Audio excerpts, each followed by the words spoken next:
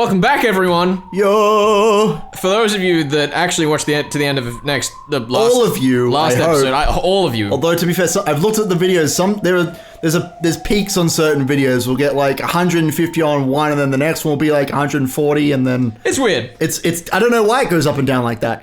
It's interesting. But anyway, strange. we checked the tapes. Is the point? Yeah, we did. Back on topic. We checked the tapes. Tangents. And tangents here. It seems that I was not right in either circumstance. There actually was no arrow, and it seemed to just go straight to the end screen. Yeah, it fucking juked ya. I think when I said I pressed the button was probably because I reacted to the text stopping rather than than anything else, so I pressed it at the same time, but I don't think the script actually made me do anything. I think that it just automatically went to the chapter end. It was like, wow, I gotcha. Like, you thought that you were gonna get an explanation from Coda, and then I'd love if there was actually just like a whole line that we missed because I hope so. The scripting mixed up.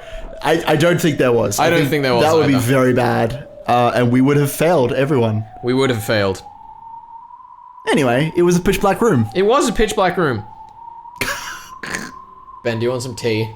What? You haven't refilled your tea this whole time, and I feel like I got some tea, but yeah, if you want to refill me real quick. Anyway, yeah, we're hanging out in a pitch black room. We're getting some tea. It's nice and cozy with this ominous wind in the background. We're probably gonna cut this. No way. If we haven't cut this, oh my god! I'd just like to tell everyone that the cup is about half full. Yeah, it's about 3/4 full. It's about 3/4. It's about 2/3 full. It's hit the bottom of the strainer. It's hit the bottom of the strainer. There it goes. Oh boy. Well, now we can't cut this. We have too much exciting content to share with everyone. Don't. Oh, did you almost just drop that? No. The lid of the tea. I've just put the strainer there so we it all can't know. close properly. Can we tell the people? So we have like a tea jug, I guess, pot that just sits in the room. It's amazing. It's good. We have a solid 3 liters of tea every time we start recording. Fucking great. it's lit, fam. Anyway, it was a pitch black room. The black of tea. That's gonna be so awkward to cut. Like, if we actually did cut that out. We are not cutting that out. I guess. I will not cut that out, sir. Well, I hope it's me editing. You motherfucker. There were no windows, and with the weak light bulb.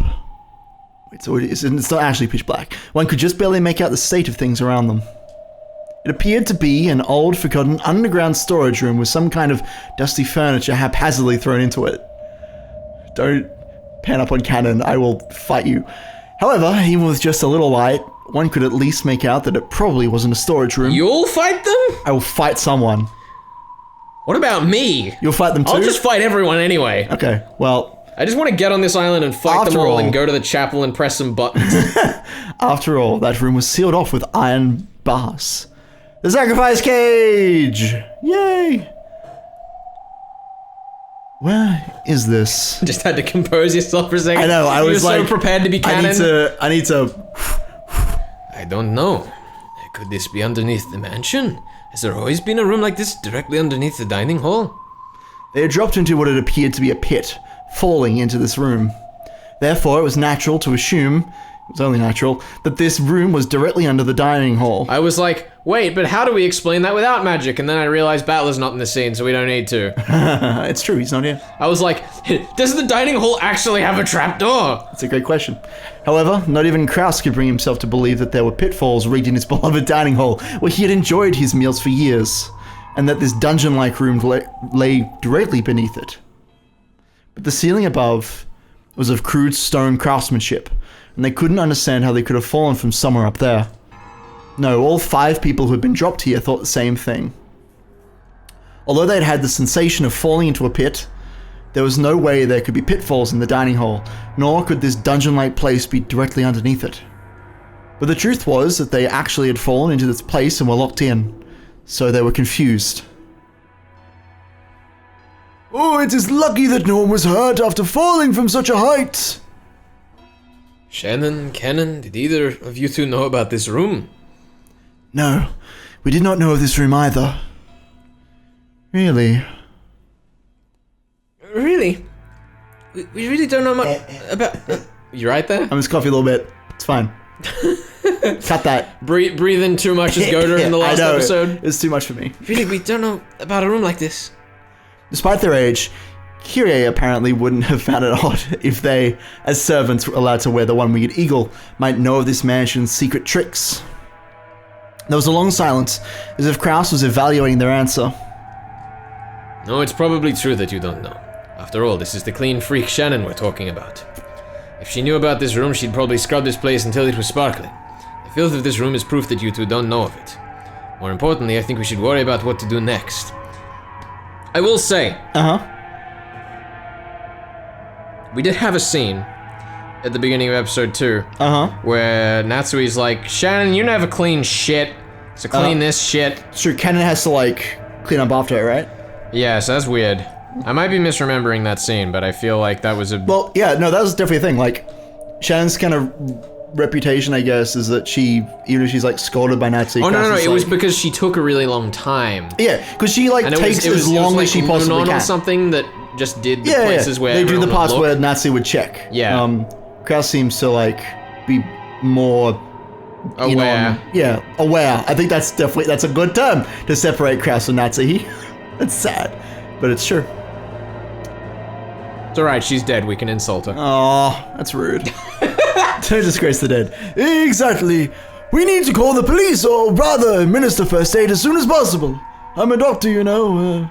Andre's words were hollow. Administer first aid? What? I guess so, just in case someone's hurt from falling through the magical demon pit. I mean, you feel like the ones that Garp made.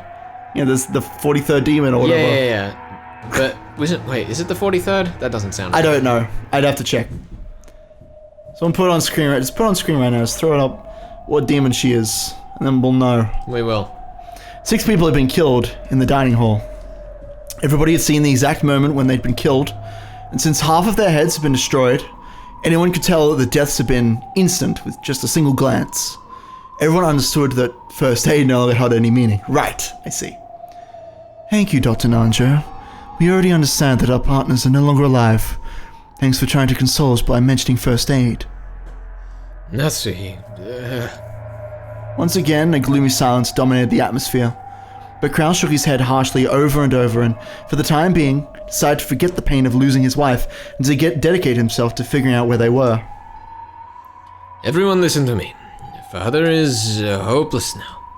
We've passed the point of searching for a reason or explanation that can be expressed in words. Nobody answered. Without any kind of discussion or mercy, 6 people had been killed in an instant, and Kinzo had even been so bold as to proclaim that we'd become sacrifices for a ceremony involving 13 murders. Since we've been locked up in this place, we too will probably become the ceremony's next sacrifices soon.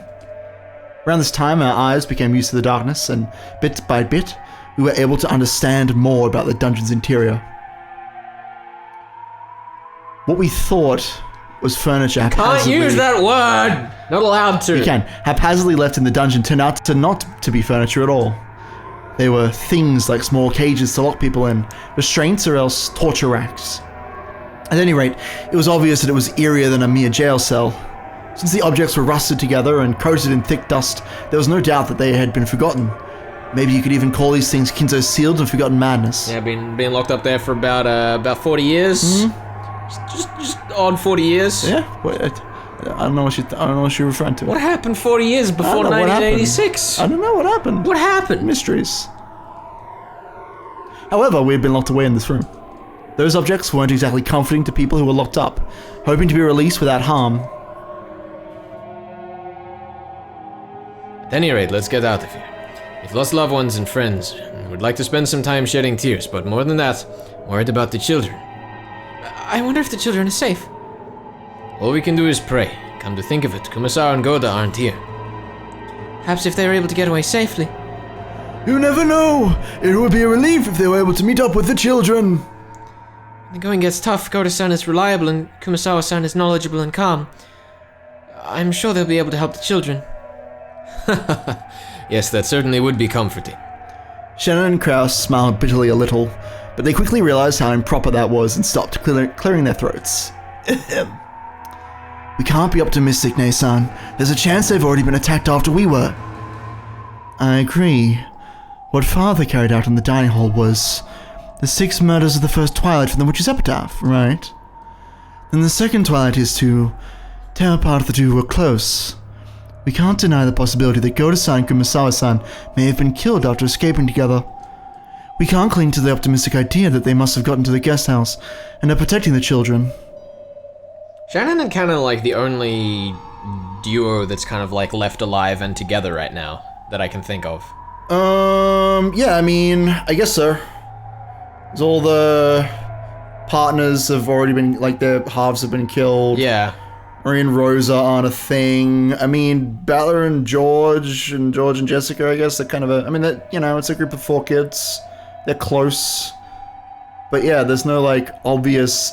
I feel like the implication we've had from episodes 1, 2, and 3 was that it was lovers. Yeah, definitely. I mean, Marie and Rosa for episode 3, mind you. Oh yeah. But yeah, so far, yeah, lovers, familial relationships. Actually, no, that's really weird. That's really weird to think about the second Twilight of last episode, considering the scene we just had. Yep. Yep, 100%. Kyrie coldly analyzed the worst-case scenario. For her, it was heartbreaking to have lost her beloved husband. But right now, the most important thing was protecting that husband's son, along with the other children, from becoming that insane family head sacrifices. She overcame her sadness with the parental urge to protect children from sorrow. It seemed that both Kyrie and Kraus were strong enough to forget about their grief, if only for the time being. They would let their tears flow later. In order to protect the children, they had to act. Anyway, let's get out of here. Seems to be a rather old cell. Couldn't we break the bars with something? Let's try searching the entire room for some way to escape. I wonder if there are any torture tools lying around all these torture cages. They might be useful as weapons or to break the bars. Kyrie pulled a lighter from her pocket. She herself didn't smoke, but she kept one tucked away in her pocket to light Riddle's cigarettes. It was an extremely valuable source of light for searching in this dim dungeon. Shannon, help Kyrie-san search the room. Cannon, you help me check out the bars. This is a very old cell. The bars could be loose. What should I help with? Please just keep up your strength. Father will probably come soon. You're the only one whose words will reach him. In a way, you might be holding our lives in your hands. My words will no longer reach him, I think. I'm sorry, but I don't believe I'll be of any use. Then lend us your expertise as a doctor. I wonder if there exists a drug that can make people instantly faint. A drug that makes people instantly faint? What are you talking about? I know nothing of the sort. I haven't murdered anyone. We believe we fell through a pit and landed in this dungeon. In that panic-stricken moment, that's what we believed happened. But I measured the breadth of this room and came to realization. This dungeon can't be underneath the dining hall. Why do you say that? You're an idiot, Nay-san. Compared to the dining hall, this dungeon is far too cramped. Exactly. The first person to fall was Krausny-san. The second was myself. When you fell into this room, did you move from that spot, Krausny-san? It's embarrassing to say, but the landing hurt and I lay there groaning in pain. Immediately after that, Kyrie-san came crashing down next to me. The distance between where we were standing and the places where we landed is clearly off. Certainly, when you put it that way, I was the next to fall, so I remember fairly well where you two were standing. The distance between you two and the dining hall might have been greater than this entire room. We fell into a pit and directly dropped down here. It's not like we fell into multiple interlocking pipes and we're all collected here. I'd love if that was actually a thing. That's it. Sounds like a lot of bullshit to me.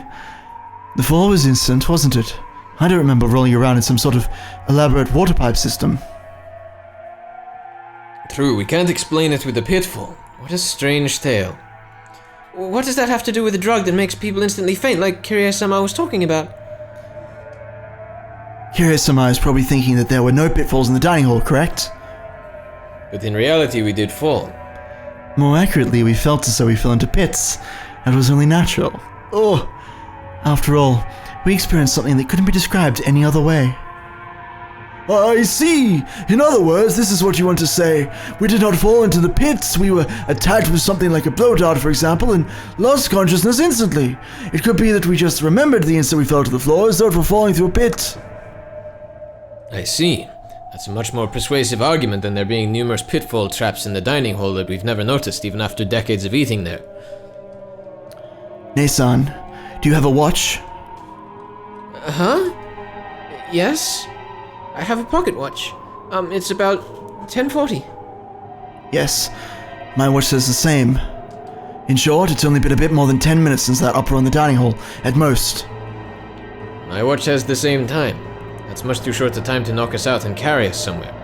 Judging only from the time, it's reasonable to assume that we did fall through a hole leading directly underneath the dining hall. They could have tampered with the watch hands as much as they wanted. While we were passed out, they may have wound everyone's watches back. We're incapable of proving that this possibility doesn't exist. Whether it was a pitfall or a drug that induces fainting, it does not change the fact that we need to be on our guard. Well then, Dr. Nanjo, is there a drug that can do that? Well, it's the same as your reasoning, Kirei-san. I cannot prove that there isn't a drug with that effect that I don't know about. As they say, you can never be too careful. Sorry, it was a useless question. I just thought that with my hypothesis I could suggest that this dungeon might not necessarily be directly underneath the dining hall. I see. There's always the possibility that we were carried off to the mansion they say father built in the middle of the forest. You know what? I'm not so sure that that's Nanjo anymore, but that's okay. If we can escape from here and get outside, then we'll know. I'm assuming it's Kraus. It probably is Kraus now that you think about it. We'll save worrying about that until after we get out. Even before it's fucking canon. Yeah, fucking Kraus. Ah! Exactly. I'm truly sorry. I've only been asking about and prying into useless things. Of course it had to be Kraus. He's the only child left alive that's here. I know. That's not Kirei. Yeah, it had to be. We're fools. We're fools. Fools! No, it's quite promising. If you notice anything else, please tell us. It might become a hint to escaping from here. Rudolph was always talking about you. He said he always was surprised by your ideas and they would sometimes give him valuable hints. Wink. The fact that you're here is a blessing within a tragedy. Thank you. I heard something from Rudolph-san as well. He said that you usually just swagger about, but when things get serious you overflow with a sense of responsibility and can be a very dependable older brother. Wrecked. That's too kind. Damn it. At any rate, these iron bars won't even budge. How are the things on your end, Cannon? No, this side is no better. Kraus and Cannon tried wheeling the bars in various ways. There were a few bars that could be twisted, and a few had enough space to rattle a little about in, but they couldn't be broken with human strength alone. However, there was still hope if they could use some kind of lever-like tool. It was still far too early to give up yet. The children's lives were hanging in the balance. Even if there was no hope, they couldn't stop their struggle. And it was better for them to act this way. If they were to stop, there's no doubt they'd once again be overcome by the grief of losing their loved ones and curl up, clutching their knees. When have we heard that before? I don't know. Oh, it's almost like things connect a little bit. Oh no! There are some themes that traverse across the stories. Oh gosh! You should be paying attention to. Oh jeez! How are you doing, Kirei-san? Find anything? I found some small stones that we could hold onto and hide. I really need to oil that chair. I'm sorry if the audience can hear it. Damn straight. It's so fucking squeaky. It's the worst. It really is. I never use it though, is the problem. But I use it. It's true. I love it. Why don't you bring oil for my chair? I'll buy some oil for you. It'll be my gift to you. At the end of the playthrough, swear. Something like this could probably be used as a weapon. Though it'd probably be impossible to whittle down these iron bars with them. How about you, Shannon-chan? No, nothing.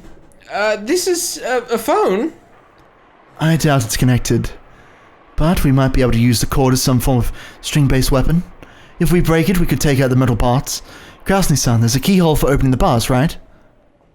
Yes, it's a pretty large hole, quite old-fashioned. If we twist some wire into it, we might be able to pick it. We might be able to use the metal parts of the phone as a substitute for something. This phone will become our weapon. It's just like investing. Our weapon is information. Kraus and Kirei laughed together at how they hadn't even thought of using the phone as a means of communication. What are you doing, Nei-san? I just wondered if maybe the phone was working. You dummy, Nei-san. Whisper, whisper, whisper. Uh-huh? What? At that point, Shannon let out a small, surprised cry. Kirei-sama, this phone, it's connected. What did you say? It was like when people move out of an office, taking everything with them, leaving only the telephone behind. That's the feeling the phone gave off, having been left in the corner of the cell. I very explicitly remember the first time this track appeared, I'm like, I feel like this track is going somewhere, but I know it's not going to. Yeah. Oh wait, this is where I expected to go. It's so good. Oh. Wow, wow, wow. The cord was wound into a coil, the tip of it being swallowed by the wall. And just looking at it, there was no reason to assume that it wasn't hooked up. But to think that it actually it actually was. Kyria took the receiver from Shannon and pressed it to her ear. Certainly, the electric hum of a phone was a familiar sound, and this phone was certainly live.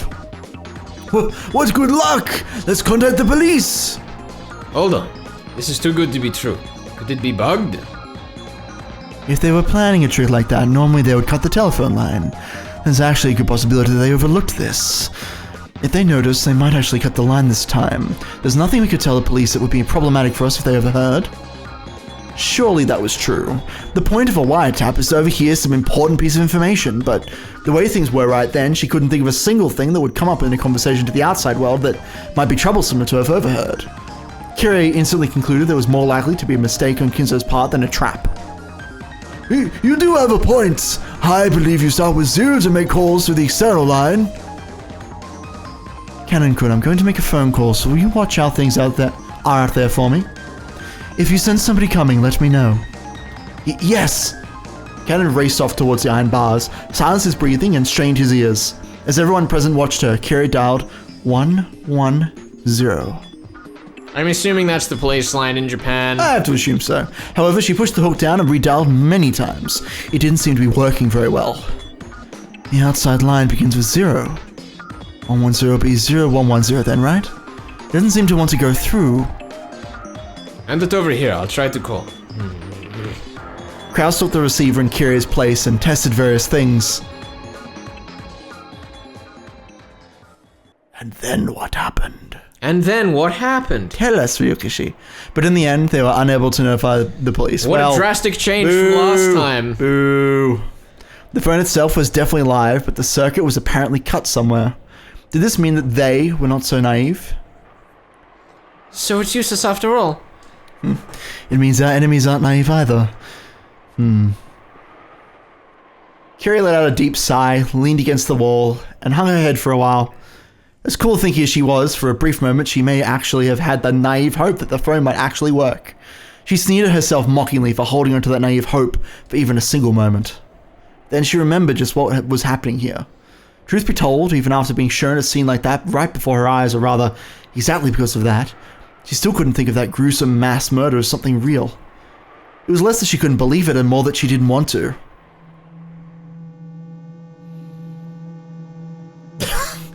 Ushiomiya Kinzo killed 6 family members. He summoned strange, witch-like, demon-like people right out of thin air, and with something like magic, began to kill people one after another. It's just all so screwed up. Even though she definitely saw it, there was no way she'd accept that spectacle. There's no way that's what happened. Those were obviously Far's friends or something. They just hid somewhere in the dining hall beforehand and used some tricks to appear suddenly and fool us. There's no other way to explain something as screwed up as that. When those 6 had their heads blown apart, a golden arrow had flown around and about the room. That had truly looked like magic. Was that another thing we just saw wrong? There's no way it was magic. It was definitely some kind of setup. Since those heads were smashed, there's no doubt it was some kind of explosive.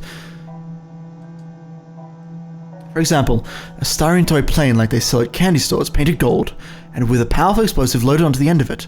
However, though it had seemed to be flying about at random, Kyrie couldn't imagine that after being fired 6 times, each time it perfectly hit the victim square in the head, one after the other.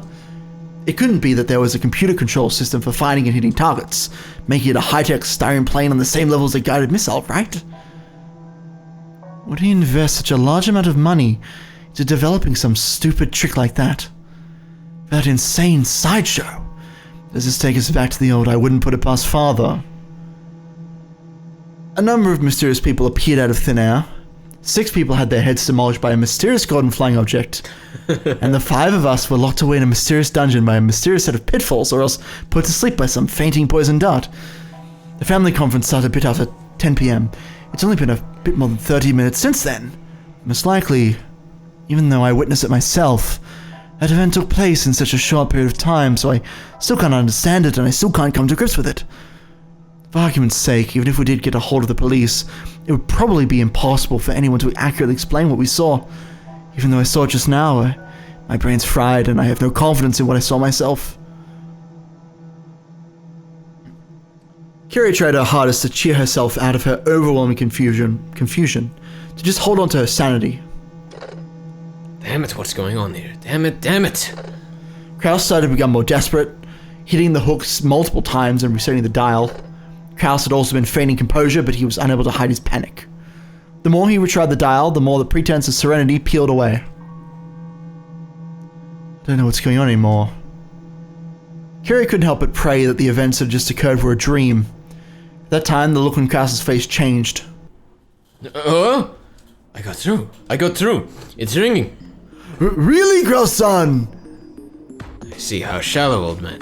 Since we can't contact the police, the external line has probably been cut, but you failed to sever the internal line.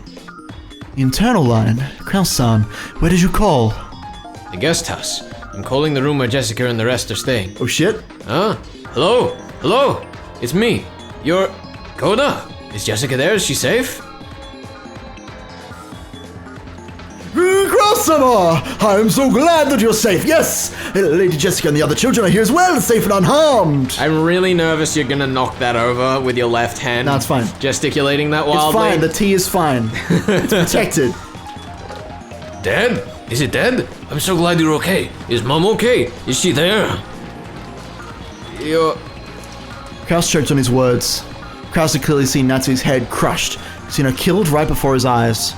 Eventually, he was going to have to tell that to Jessica. However, Kraus began to fret over whether he should tell her now or not and lost his words. But even that was an answer under these circumstances. Don't know about your mother. Let's pray for her safety. For now, I'm just glad you're safe. Yeah, I understand. I'm sorry for asking. Jessica's voice was filled with tears.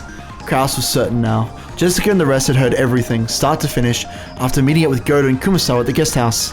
When they learned that 6 people had been killed, they must have been anxious to rush over to the dining hall. Luckily, he'd been able to call before they'd stormed off towards the mansion. Kraus was relieved at this good timing during such a tragedy. We have Tirie-san and Dr. Nanjo, as well as Shannon and Cannon here. We've been locked in a place that's like a dungeon, but don't worry. We'll figure something out. I just wanted, now that we're kind of like blurring the lines between the fake world and the real world. Yeah. If Shannon and Cannon are with the group that's calling the kids, and I'm assuming that Shannon and Cannon are the culprit, this is a stitch-up. Definitely. A dungeon? Where? We'll come and save you. Unfortunately, we can't figure out where this is either. We think it may be under the dining hall, but that might not be true. Anyway, Jessica, you must stay where you are. You've heard about what happened from Goto and Kumasawa, yes? Yeah. Grandfather, everyone, Grandfather isn't in a sane state of mind right now. If you encounter him, you'll be in danger. You might be killed. You mustn't even think about trying to come and save us. We'll take care of ourselves. And what should we do? Damn you, Grandfather. How dare you do that to Mom and the rest? I'm gonna kill that undying bastard. Jessica, if you talk like that, you'll sadden your mother. Those aren't the words of a lady. Ugh. Anyway, put your own safety first. Lock all the guest house doors, but you mustn't overestimate how safe that will make you. The large window in the first floor lounge might get broken. Stay in your room and use a bed to make a barricade. There's a toilet and a fridge in there too, right? You should be able to stay holed up until tomorrow morning. Listen up, I'll say it again. Don't think of doing anything violent. Don't even think about trying to take revenge from Mom. Only think of hiding, getting through this without provoking our enemies. Yeah, I understand, Dad. After that, Goto took the phone and was firmly told to supervise the kids as well, as an adult. Goto, with his face covered in a cold sweat, repeatedly replied, yes sir, in an excessively tense voice. From there, Kyrie took the receiver and spoke with Battler, and when Shannon and Cannon got their turns, George and Jessica answered.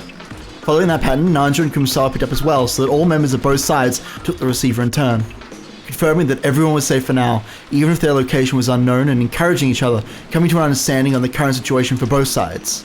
They wanted to talk further, but now was not the time to chat. Wait a minute. If Shannon and Cannon are in the same place and talking on the phone with the others, it means that the others know that they're one person, if that's true. That's your theory? Oh, this is all a stitch-up, but I don't know how. Like, if I hadn't reasoned this out for episodes 1 to 3, this would all just be, regular wacky stuff. But with the implication that Shannon and Cannon are the same person from how I resolved the murders from episodes 1 to 3, this is weird.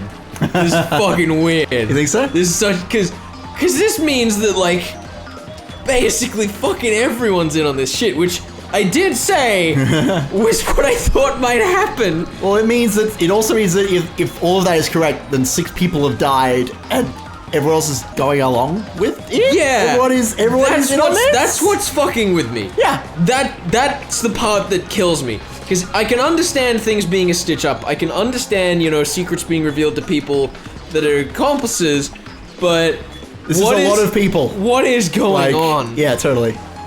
Oh my god. I kind of feel like I want to just scrap my thoughts from episodes 1 to 3 and try to figure this out from the ground up.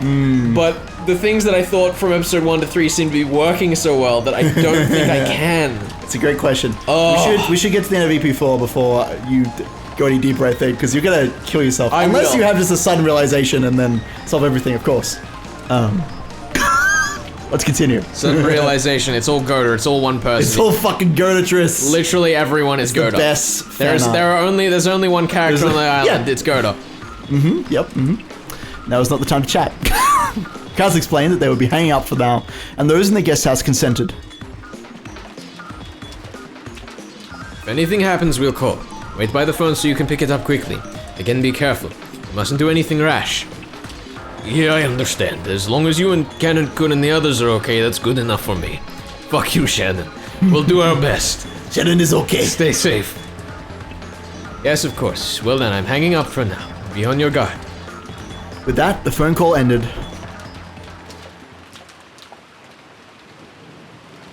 Goda and the rest of the men quickly descended to the first floor, closed the shutters, and secured the sturdy locks on the doors. I almost said doors on the locks. That would have been an error. However, just as Kraus had worried, there was nothing that could be done about the beautiful wide window on the first floor lounge. If someone broke that, it would be easy to get inside. It wouldn't be hard for someone like Kinzo, who hadn't hesitated committing murder, to invade the first floor. It's likely that Grandfather and his followers will be armed. Locking ourselves in our room is our best bet, and moreover, our only method of forming a barricade. It's painful that we have no choice but to hole up in a sealed room, but if our enemies are carrying guns, then that's the only method we have left to us. I have heard that the Master has a collection of working guns. That's right, guns. That was a gun. If so, it must have been a horribly powerful gun. So it seems that they haven't been told the magical version of the story. You think that's what's going on here? Yeah. We can't contend with them at all. Takes a lot of force to smash someone's head open, right? So it might be a magnum bullet or something like that. Probably go through a flimsy door like it was nothing. If so, then that's even more of a reason to hold out in our room. Let's slide a bed in place and block the window too. If we do that much, then no matter how many guns they've got, they shouldn't be able to raid us. Ugh. Crap, all we can do is the passive one-sided defense, damn it. Dealing a finishing blow to Dad and even capturing Kyrie, that's gotta cost you damn geezer. Impossible! There's no way we can compete with them! Besides, it's not just the Master, he has his underlings too! There might even be more of them! Just what are they? Ooh. Battle was filled to the brim with the urge to get revenge for Rudolph. So there's kind of like a 50-50 on the magic story then. You think so? Yeah, they're like, it was guns, but there are also other people. Yeah, there are underlings, and there's magical attacks that are maybe guns, and people being teleported through the floor. There's a load of horseshit going on, apparently. Yeah. And to rush out of here to save Kyrie. But just by looking at how terrified Goda was, there was no doubt in him that this would be reckless. It's gotta be hard on you too, right, Aniki? Yeah, you gotta stay holed up here, damn it. Of course, I'm torn up about it too. It's not like I can remain calm with both of my parents murdered. But specifically because of that, I have to remain calm. Do you think our dead parents would want us to die in vain? There's no way they would. They want for at least their children to escape. So I will survive. And I'll report this to police and uncover everything. I'll leave my enemies to the courts. That is my revenge. There's no way our parents would want us to die taking revenge for them, right? You're right. It's just as you say. Damn it, you old bastard. What's this about, a ceremony? If we're supposed to be sacrifices for something like that, then we'll escape no matter what it takes, ruining this precious ritual of yours. That's right. Besides, you still have Kyrie-san, Butler-kun, and I still have Shannon. Anyway, let's be cautious and wait for our chance, and careless actions on our part might just end up causing harm to those who have been captured. Hostages, huh? Grandfather captured them so he could use them as sacrifices, right? If we don't go and save them, then are we just waiting for them to be killed? We don't even know where the dungeon they're being held in is. Shannon and Canon-kun didn't know about it, and of course Goto-san and Kumasawa didn't know either. The possibility that they're in a secret location that only Grandfather knows of is incredibly high. Under these circumstances, endlessly wandering about would be practically suicidal. I understand, but still, damn it. You're saying the only thing we can do is stay confined here until something happens? Battler-sama, I understand how you feel, but let's put safety first. From what Girl-sama said, they seem to be in a fairly old cell, and they may be able to break the bars somehow. The wise choice of action now is to believe in them and wait. Cowardice is the better part of valor, after all. Of course. As he heroically hid in the closet.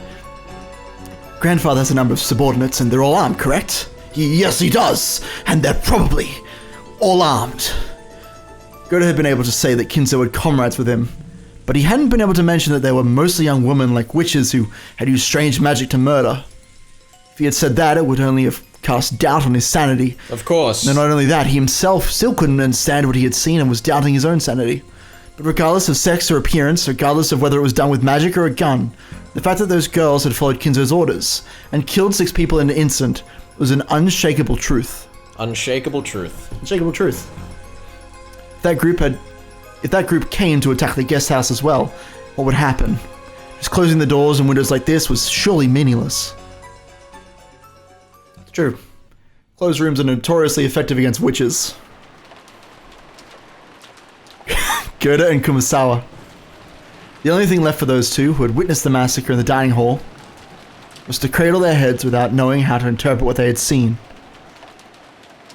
This is real troublesome. I'm really struggling here. It's okay. It'll be time for theory crafting in between chapters, I'm sure. I sure hope so. Son of a bitch. Kumasawa-san, are you okay? Want some tea? Oh, thank you very much, thank you. I'm sorry, but may I be left with my thoughts for a little while? Maria tried to be nice, but it seemed that Kumasawa still hadn't been able to clear away her confusion. Maria, thanks for being so considerate. Let's let Kumasawa rest for now. Ooh. Jessica was also worried about the shock those two must have received after witnessing such a tragedy, but her wildest dreams couldn't even come close to the unbelievable scene Kumasawa had witnessed. Nevertheless, with her mother murdered and her father captured, it wasn't as though Jessica could stay calm either. She sealed her anxiety and sadness using her anger towards Kinzo and walked irritatedly around the room.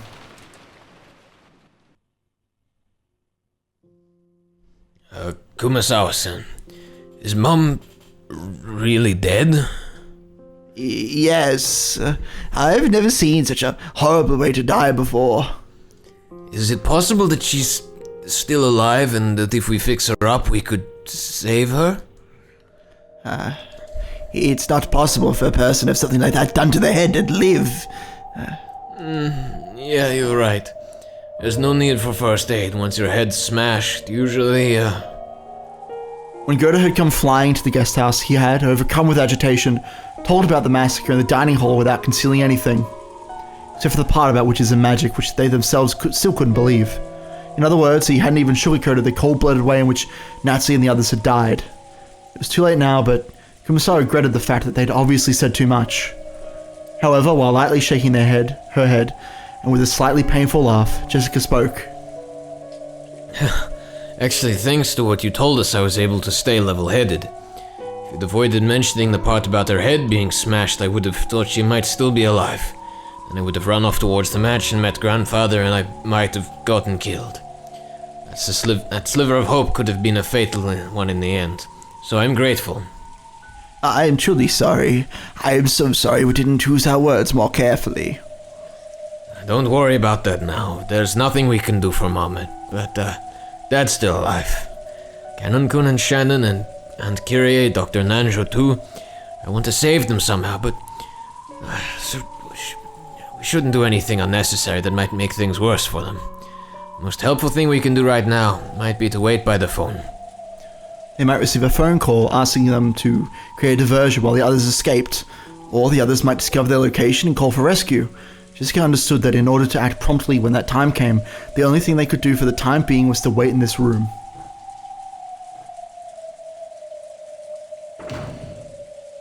Once they had finished inspecting the downstairs area and locking up, George, Battler, and Goda returned. Each was holding various objects. He better have that fucking lampstand. George had things like drinks, canned food, crackers, and other types of snacks he'd found in the lounge and a storage room, as well as a first aid kit. They were all consumables that would be essential during a siege. Goda had a large folding ladder and carpentry tools. Those were to seal the door from the inside, just in case. If it came to it, the ladder was for escaping out the window. Ballard brought up objects that could be used as edge weapons or poles. Lampstand. In addition to the obvious kitchen knife, there was the disassembled table leg that could be used as a club, and a pole roughly the size of a person, which he'd apparently made by taking apart a hat stand. Close enough. Hat stand? Perfect. Even though the pole had no point, it could surely be used like a spear. There was a good chance that their enemies had guns, so it was dubious whether these would be of any use, but it was still better than not having them, and if having these could give them at least a little peace of mind, then they'd be useful for their calming effect. Then the bed and sofa were placed up against the door, barricading it. They didn't go so far as to seal it up with nails. There was still a chance that Krause and the others could escape and come to meet up with them. It apparently set up a barricade at the top of the stairs as well. It had been set up in a way that would create a racket, so it would serve as a warning alarm as well. They had apparently been Battler's idea. For that reason, they turned the TV off. This way, if the first floor window were to be broken, they would hear. Once the switch had been turned, all that was left was an eerie silence. The wind. Spoopy wind. The sound of violent wind and rain. There you go. There it is. Were they going to have to spend the whole night being crushed by such a suspense? The boat would come tomorrow morning. However, judging by the weather report, most of tomorrow was going to be covered in the typhoon and the boat probably wouldn't come. The typhoon was set to pass by in the morning of the day after tomorrow. In other words, the boat would be arriving in the morning after next, the morning of October 6th. Right now, it was late at night on October 4th. They would have to spend more than 30 hours on this island, with Kinzo turning cold-blooded murderer and his weird companions prowling about. So of course what's interesting is that, is this the first murder we've had where the bodies have been discovered, like, or, well, not discovered, well, we've known that there's a murder going on, like, before the first night has ended? I'm trying to recall. Yeah, this is definitely the case. Yes. Because the first Twilight, they found them in the garden shed the following morning. Yes. Because they were missing. And then was the church, the second time was the church. The 6 rooms. Yeah, because everyone is, like, locating the bodies the morning after they've been killed, but this is the first time when there's been a phone call in the middle of the night saying, people have been killed, come help us. Yeah, right? It's very strange. This is definitely a weird setup. Like, I don't remember how confident I was going into episode 1, 2, and 3 in terms of, like, getting this mystery wrapped around, but at the beginning of episode 4, I was fucking confident as fuck. I know, you definitely were. And I was aware that I was probably going to have this ruined and pulled out from under me. Yeah. But this is every because she does this shit. This is definitely, this feels more twisted about than I have been in the previous ones. Yeah, this is a very different, I mean, all the episodes are different, right? They all build on each other. Yeah. But this one in particular, like, I feel like she is supposed to say, like, here is this theory, you have your theory ironed out by episode 4, and then, bloop, let me just pull that rug out from underneath you, right? It feels... I don't think it matters even what your theory is. Yeah, I think, like, for episode 1, 2, and 3, I was like, I don't need to worry about solving them so much because we'll kind of get there. But then I went through and I feel like I solved them, and now it's like I feel an obligation to try resolve this one. Yeah, definitely. You're definitely supposed to, by design, have a theory, like a solid theory by the end of episode 3. It's very interesting. But even with the shutters closed, there would definitely be a little bit of light seeping out. It might let the enemy know that they were hiding here. As if they wouldn't already know, but whatever. Butler suggested that it might be best to turn off the lights, but they had already been overwhelmed by a ghastly feeling just from turning the TV off. There wasn't anyone who directly challenged his proposal, but then again, there wasn't a single other person who agreed with it. Well, you know, you could just turn the lights on elsewhere in the guest house. Just a thought. What? Why would you turn them on elsewhere? Just a bit of misdirection. Oh, so they're like, oh shit, they're right. Set up like mannequins so it looks like they're in front of the big window. Well, no, but it's like, you know, if they've set up this trap that's meant to make a whole bunch of racket, right? If you've already created the racket to give you a bit of time to make preparations, then surely setting up, you know, diversions just in the form of like leaving lights on would mean that they'd have to also check other rooms. Yeah, I think that makes sense. Because the idea that if they're like, oh well, the enemy might not know that we're in the guest house. Well, I mean, how many places to like check on the island are there really? You have to, like, run out into the forest to be, like, surely safe, I think. That's my interpretation, anyway. Was that? Did I read the whole thing? I don't remember. It was. Yeah, I did. We're good. Up to Maria. Ooh, we can't watch TV. Yeah, sorry, but you'll have to bear with it. We can't just let the sound of the enemy breaking in slip by. Boring. I'm glad Maria has her priorities straight. I know, right? Even though she'd been told of her mother's death, Maria alone didn't feel an approaching sense of danger. She just seemed to be upset that the TV had been turned off. Even though she's in such a bizarre situation, could she not share in our sense of danger? Also, did we get a letter this time? No. No letters. Yeah. Not even the epitaph this time. No, like, oh, you gotta solve it, this is the witch. Because, of course, it's Kinzo this time, right? Kinzo's the master of this game. Yes? I guess it's a question of why you wouldn't receive a letter from Kinzo, but either way. It's weird. Could she not share in our sense of danger? It's because she's so young. To Battler, even this faintly unsettling feeling from such a young girl made him sense that there was something very eerie about Maria. Oh, good. Yay. Just eerie. The way I like children being described. Yeah, eerie. It's a good word. That said, we've already done all we can. Do you think you'll be able to do anything about the bars? Unfortunately, they're tougher than expected. I don't know when these were made, but there's no problem with their lifetime guarantee. These truly were built rather well. Kyrie chuckled softly. They had no moves they could make, but she had calmed just a little. This place is just like the capture pile of a chess game, so there are no remaining moves left to us. Not yet. It's still too early to give up. If we stop thinking, we might as well stop breathing. Right, audience? Exactly. Chess pieces in the capture pile may serve no purpose, but in shogi they can be quite significant, whatever that is. It's like chess, but I mean they're explaining it. Just one captured pawn should be able to put pressure on the opponent. I see, but still there's nothing that can be done about these bars, or... For us, maybe. But if we can figure out where this is and contact Goto-san, he might be able to come and save us. Just Goto, though. Just Goto. I see, but that would mean putting Goto-san in danger. Oh, and if that happens, I would also be worried about the children in the guest house, along with that a fully grown... Oh, they literally meant just Goto. A fully grown adult male. He's the most reliable of all of them. He definitely wouldn't run away in fear. Oh. When you're afraid of risk, it's all right to bide your time until the prices start to go up.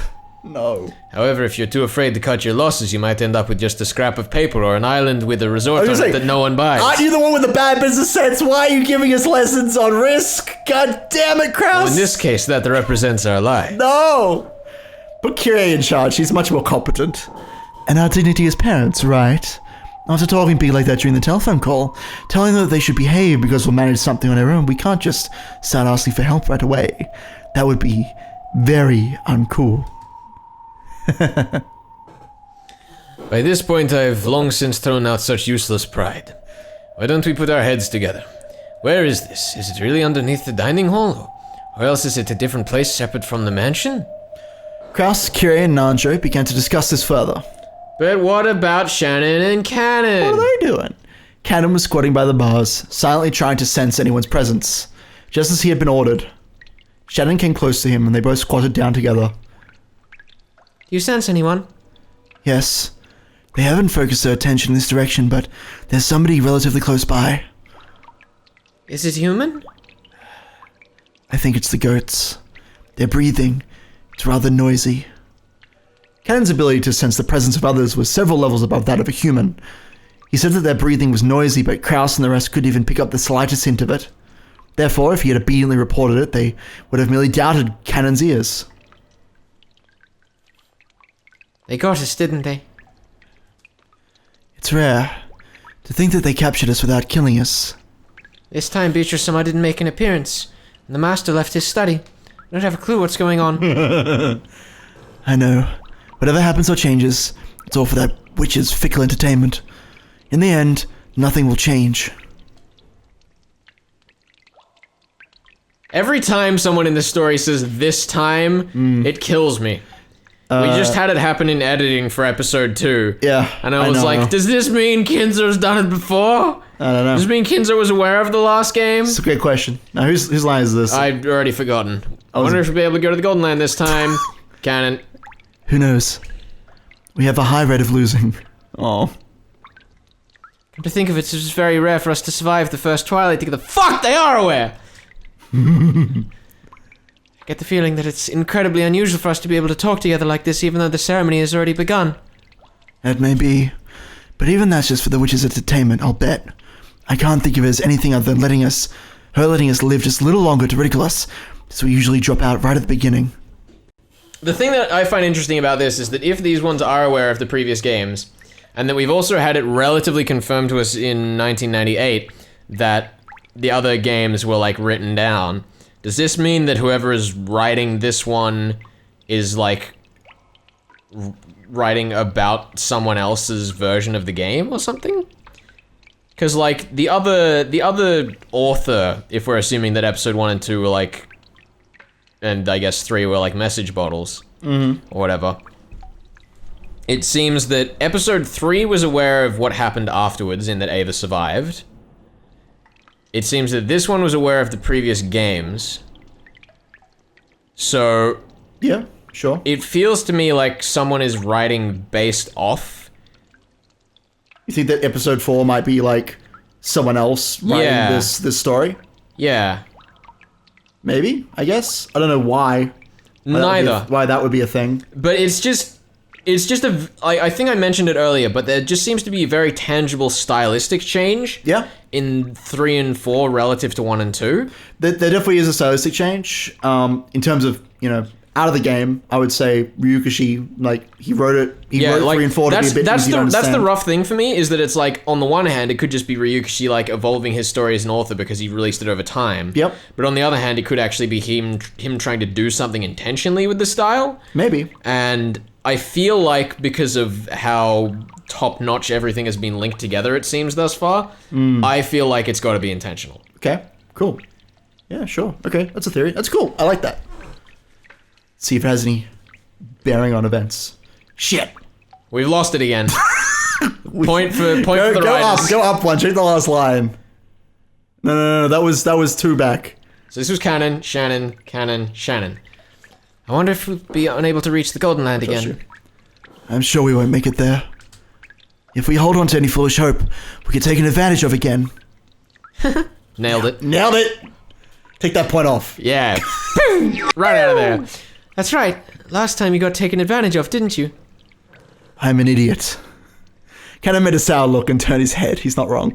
Shannon laughed softly and apologetically leaned towards his shoulder.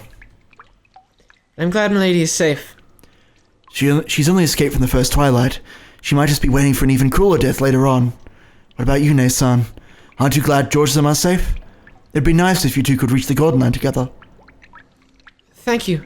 I wish the same for you and Milady as well. I wasn't hoping for anything like that. It's just as you say. That witch is only having fun, dangling prizes in front of people and watching them vainly try to get them. I feel like puzzles was also an appropriate both accurate. Words. Yeah, definitely. I'm sure no one will be able to go to the Golden Land.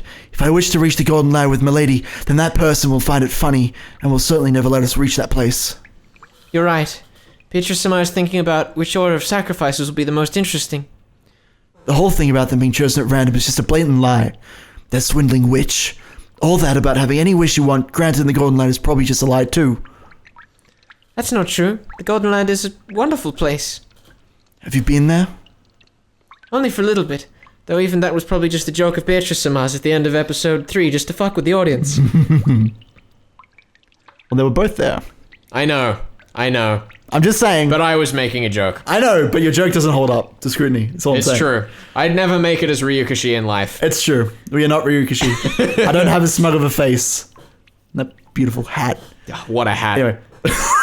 Throw it up there. Oh, there it is. What a beautiful man. What a beautiful man. So, what's it like there, Shannon? Well, it's a wonderful place. I can't really explain it well. It's like a world from a pleasant dream. A paradise-like place with roses blooming all over and beautiful butterflies dancing about, or something like...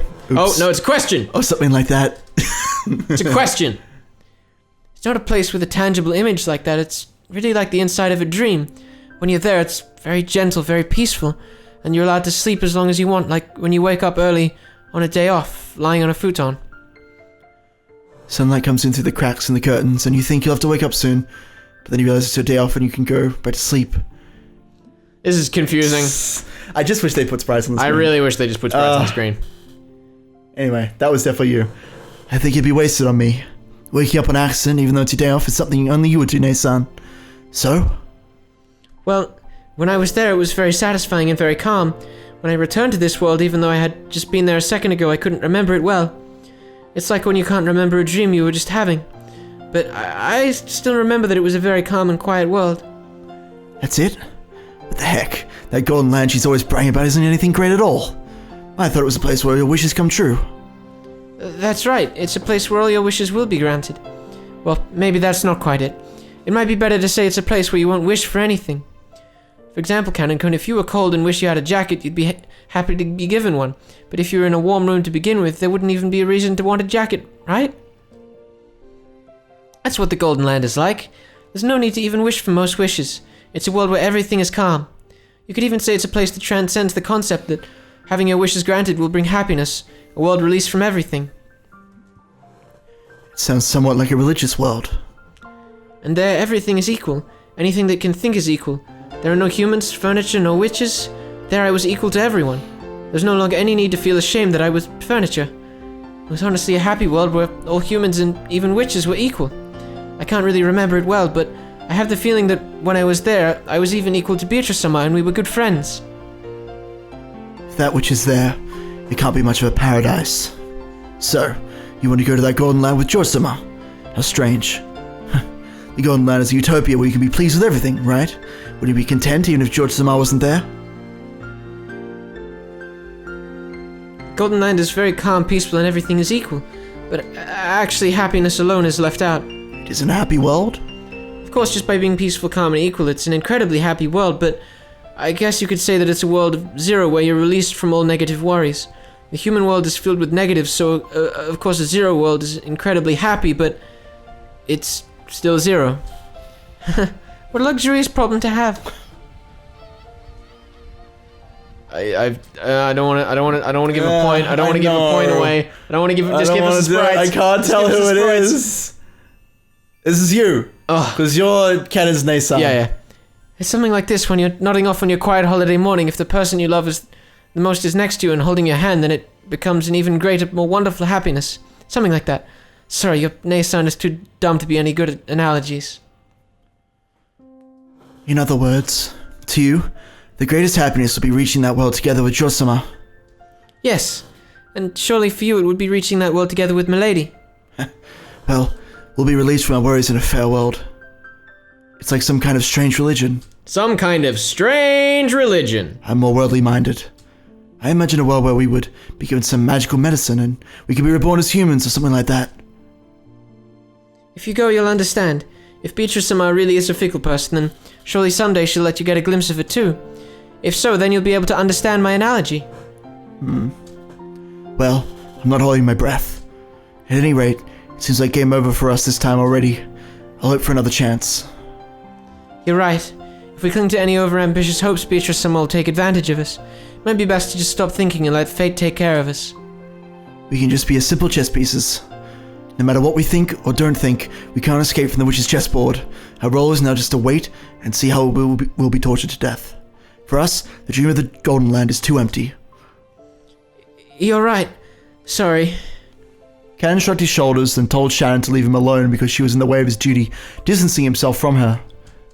Realizing her thoughtlessness in bringing up such an inappropriate topic and instead hurting Cannon, Shannon bit her lower lip and stared at the ground. Shannon wouldn't bother him anymore.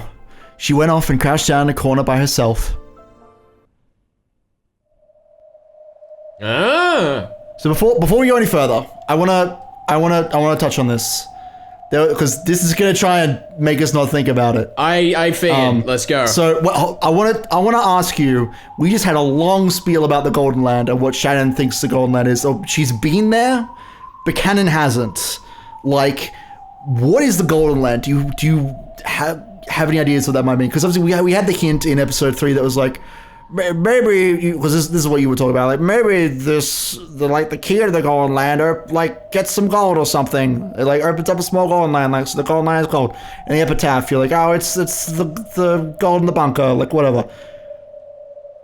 But that doesn't seem at all like what Shannon is talking about, unless she really, really likes gold.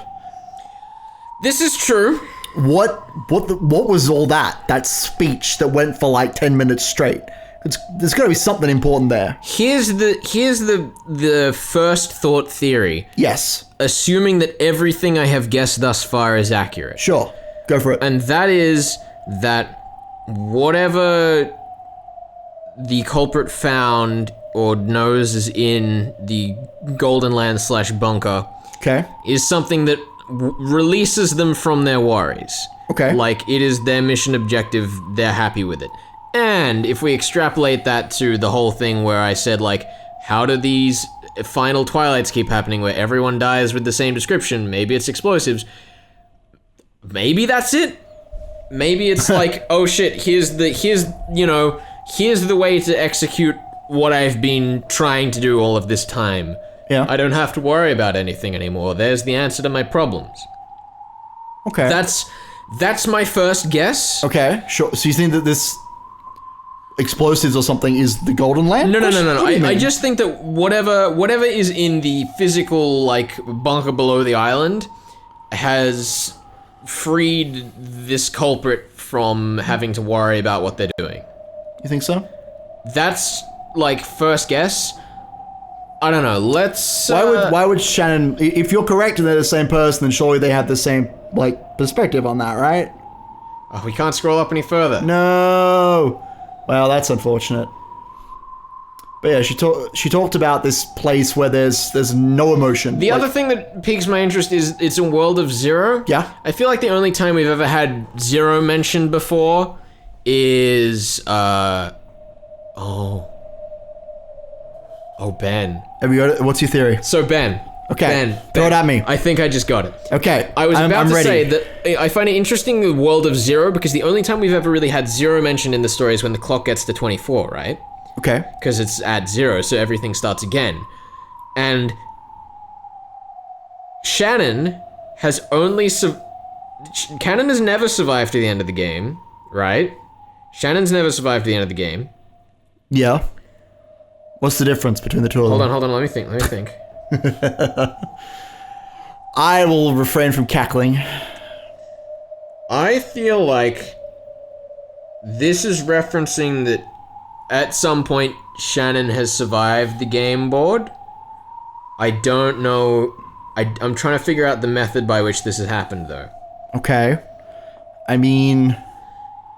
This is tricky. I thought I was onto something, but the moment I started speaking it... I don't know where you're going with this. I'm sorry. No. This sounds like an earth-shattering thing, but I don't know okay. where you're going with this. So the thought was initially, I was like, well, shit, what if it means that, like, if it's a world of zeros and she's got there, it means that they've reached the end of the game board, but then again, as you say, that would have meant that Cannon had also got there. Mm-hmm. But, then...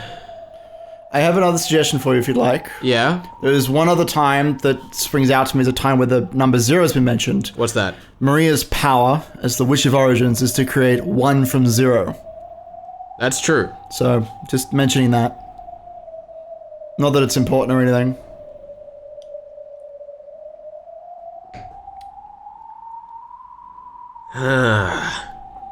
Fuck. You might have to go over some notes on this one, I think. Yeah, I don't know. But, yeah, totally. Either way, I think I can resolve from this. I feel like the number 0 is important to this. It probably is. Numbers seem to be important. A lot of numbers in this game, a lot of math going on, which is interesting. But yeah. Do you want to keep going? We will keep going. I'm gonna have to think long and hard on that one. I just want to prod you a little bit. No, that's fine. I was intending to stop. I was intending to stop you. Yes, because I know that this is gonna be like, oh, you should not think about that and focus on what's about to happen. That's how she does. I was getting the same inclination, and I wanted to talk about that. Right. So, someone's died. At that moment, Cannon perked up. Hope you're ready. It was like the ears of a cat when it reacts to a strange sound. What's wrong? Shh. Customer, someone's coming. What? They ended their conversation and strained their ears. For a while, they couldn't hear anything, but eventually they were able to hear the shuffling sounds of a large group of people walking. So they've come. Time to pay the piper, or perhaps this is our first and last chance. I shall talk to Kinzo-san. I will try to somehow find out where this place is. We're counting on you. During the last phone call, Kyrie had asked what the time over at the guest house was. By doing that, Kyrie had learned that it was the same as her watch, and she had learned that their watches hadn't been set back. It wasn't just the clocks on the walls in the guest house. Several people's watches, including George's and Goda's, matched. If that was the case, then it had only been a few minutes between the time of the massacre in the dining hall and the time they had been transported to the dungeon. Not enough time had passed for them to be knocked out and carried away. Then were those really pitfalls mean that this was the area directly under the dining hall? Or had they just walked there because they were in on it? All they could do was pray that Nanja could find out where this was. They're coming. There's probably 4 people.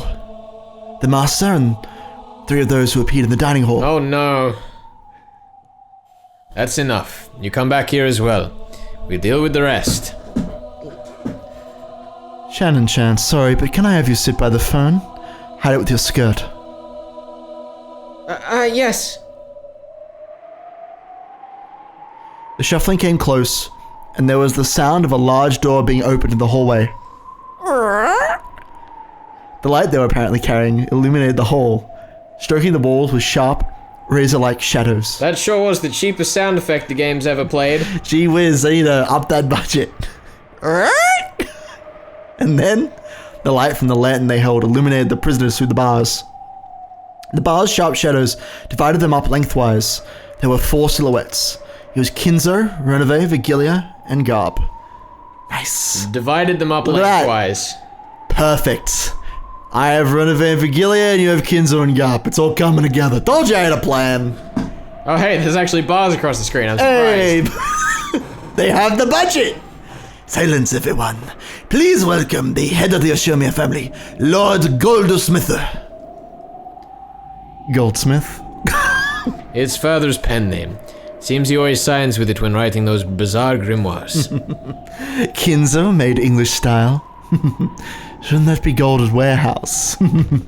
Oh shit! What more is a warehouse than a place to keep things in? What? However, I give birth to gold and use my craftsmanship to further increase its worth. Don't you think Smith is much more fitting? What a giant nerd. True enough. I apologize for butting in. Kinzo-san! Just what is going on? Where in the world is this? Oh, my friend, can't you remember? True, you may have never entered the prison, but you should remember walking through this corridor. You don't mean...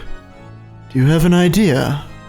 But, well, it is unthinkable. Firstly, we fell through a pitfall and were locked up in here after only a few minutes. Not only is the distance too great, that's physically impossible.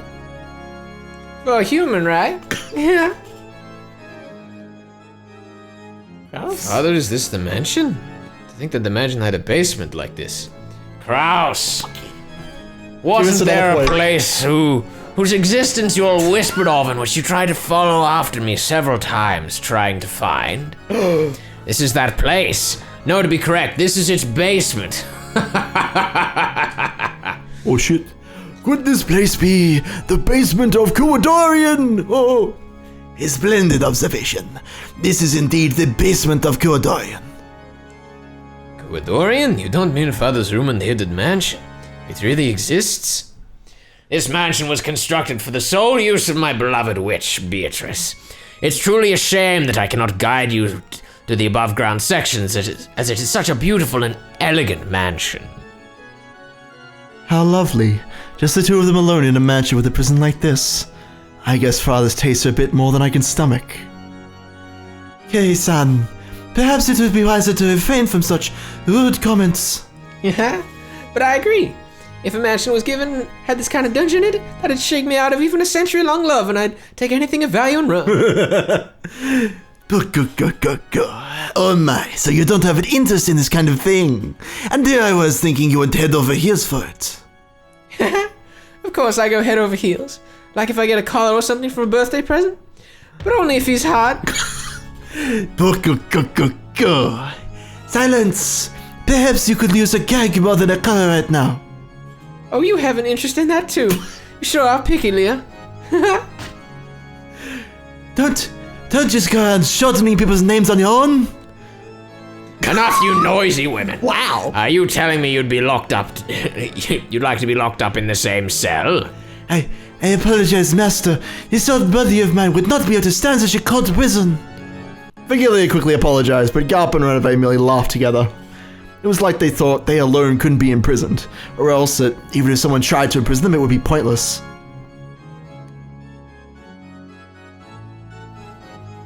This must be Kinzo, right?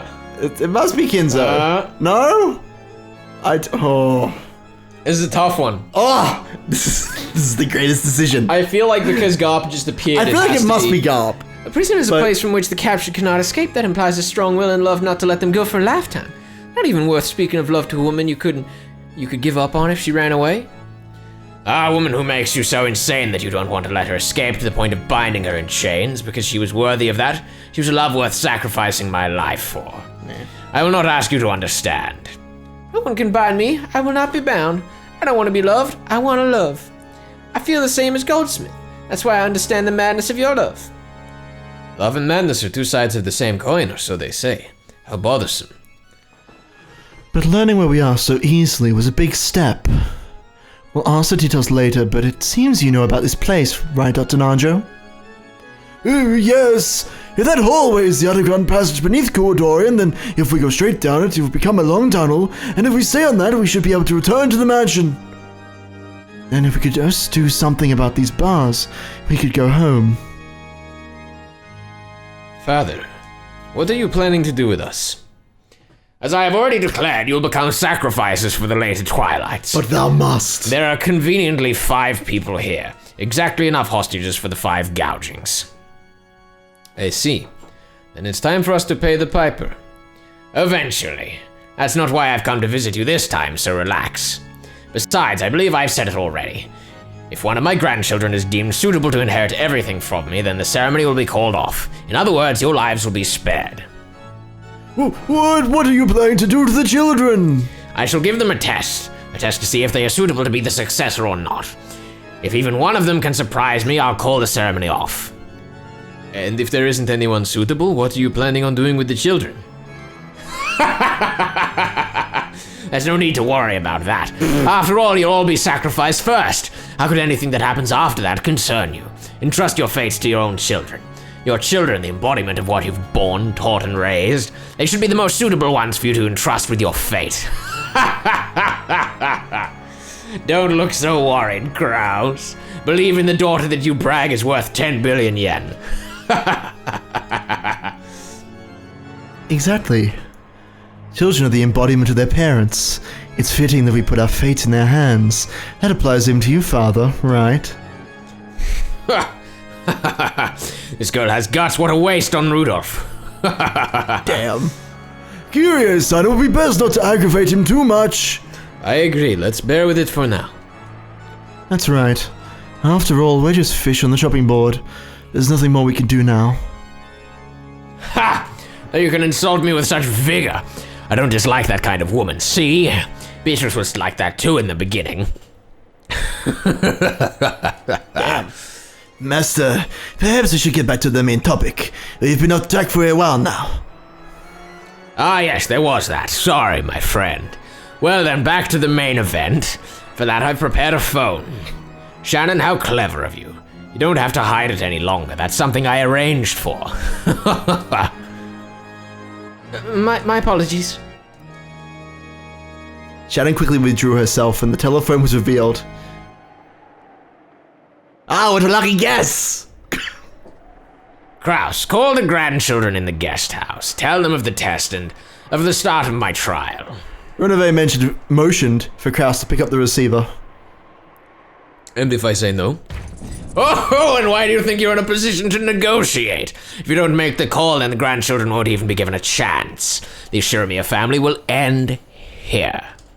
And I'll sacrifice you all right away. You'll be lucky to become sacrifices right away. Don't you think it'd be more painful to watch the children get sacrificed first before your very eyes? What a dick. Cap, the master is the one who decides the sacrifice order. Don't say things on your own. Lee, you just tried to shorten my name, didn't you?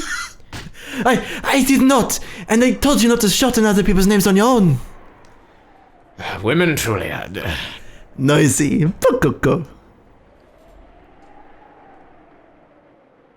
Chapter end.